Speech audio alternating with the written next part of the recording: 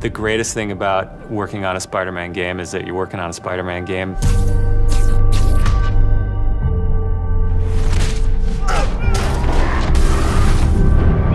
The hardest thing is that it's a Spider-Man game. We really care about storytelling here at Insomniac.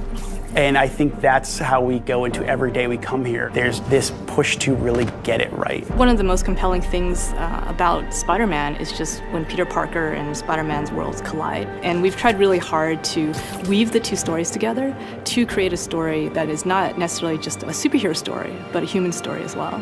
So this Spider-Man is a little different. He's older, he's 23, so he's been Spider-Man for 8 years, and kind of like an athlete in the prime of his career, he's starting to get good at the Spider-Man thing. The nice thing about playing an experienced Spider-Man is that he's already familiar with his powers, right? He's not just discovering them. We always think of Spider-Man as, we call him, the acrobatic improviser.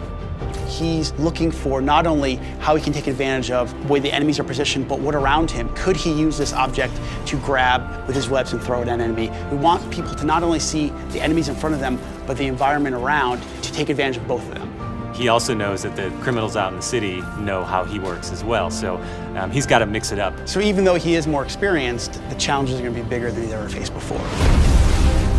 Spider-Man has a rich history of having great stories.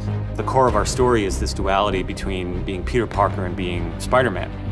What's cool about Mr. Negative is that he also has a duality. He's got his positive side as Martin Lee, who runs the homeless shelters in the city, but he also has his negative side. When Peter makes the connection that the leader of the inner demons is the guy who my aunt works for, we got the perfect collision of those two worlds.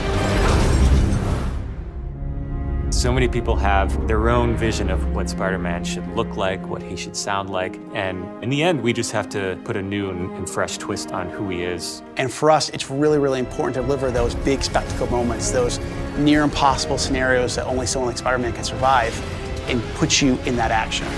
You got this, you got this, you got this! We understand what this character means to people in here, and we're making this game with a lot of heart, and we're going to do whatever it takes to give people the ultimate Spider-Man experience, the game that they've been waiting for.